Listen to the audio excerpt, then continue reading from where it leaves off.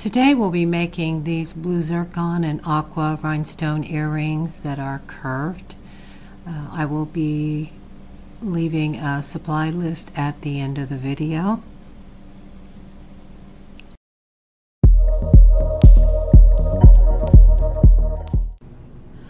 The first thing I'm going to do is go ahead and roll out some Play-Doh. It needs to be about 4 inches wide at the widest point and about 6 inches long at the longest point. I've already taken a piece of floral foam, wet floral foam, and used a rolling pin to create a recess that is about a ½ inch deep, and this is going to give me my curved effect. I'm going to lay my Play-Doh on top of the recess that I've created. This will just allow the stones to stay in place while I solder them. I just find it easier with the Play-Doh and the foam board. I'm just going to go ahead and lay out all my rhinestones. I have taken the Aqua Rhinestones and put them on one side and the blue Zircon stones on the other side, just so that I know which stones that I'm laying down without having to turn them all over.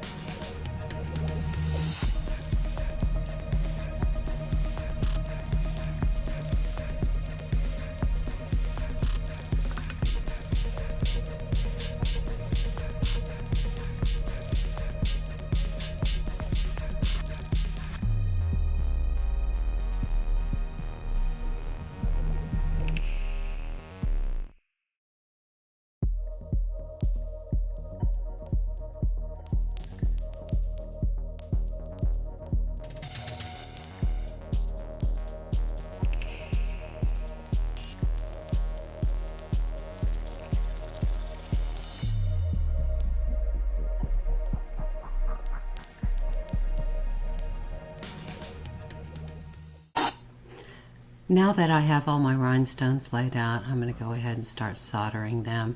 I'm using 300-degree solder with a heat gun. As you solder, you want to make sure that you hit every connection, every place where the stones touch or the settings touch or come close to touching. You want to make sure that they are soldered. You don't have to use a whole lot of solder. Just a little bit is fine. You just want to make sure that everything is connected. It's almost, once you get it heated up, it's almost like just like drawing a line between each setting.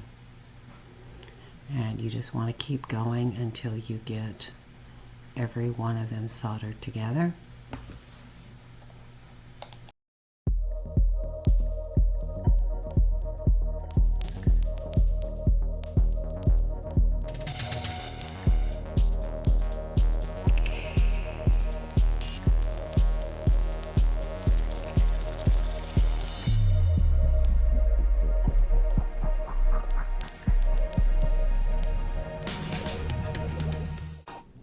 Now that I have all of my rhinestones soldered, I need to add a jump ring. I'm going to take a small piece of Play-Doh and lay it at the top just so I have something to rest and hold my jump ring securely.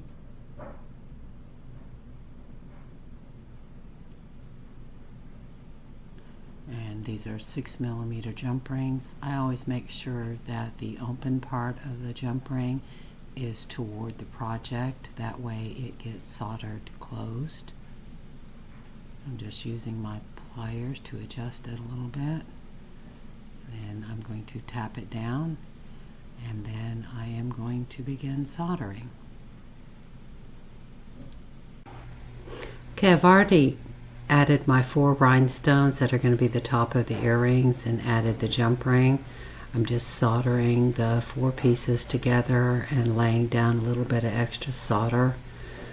And now I'm going to use my third hand to lay down the ear clip, and I'm just going to clip it in the jaws of the third hand. And when I use a third hand, I like to lay it down flat to the surface that I'm working on and then lift it in place, and that allows me to get it stabilized and at the right angle, and then just to move it into place.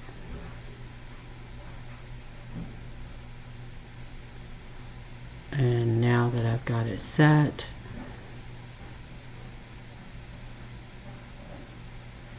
I'm going to adjust it just a little bit. You want your ear clip to be parallel to your jump ring or to the center of the piece.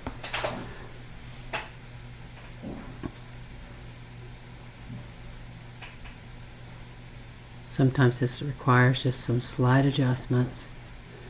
Now I'm going to apply some heat, but I also like to use my pliers just to add a little bit extra pressure, trying to keep everything in place, and add a little bit of pressure to the ear clip itself so that it does connect to the back of the piece that I'm soldering, or pieces in this case.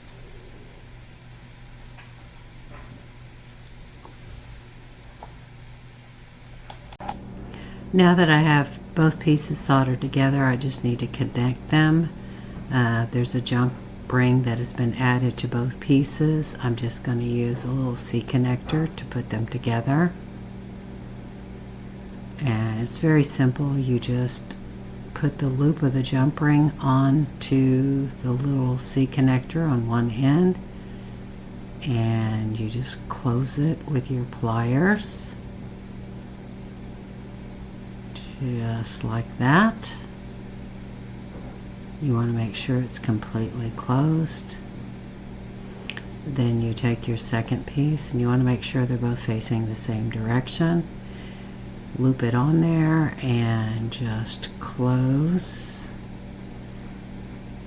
And then you have a completed earring.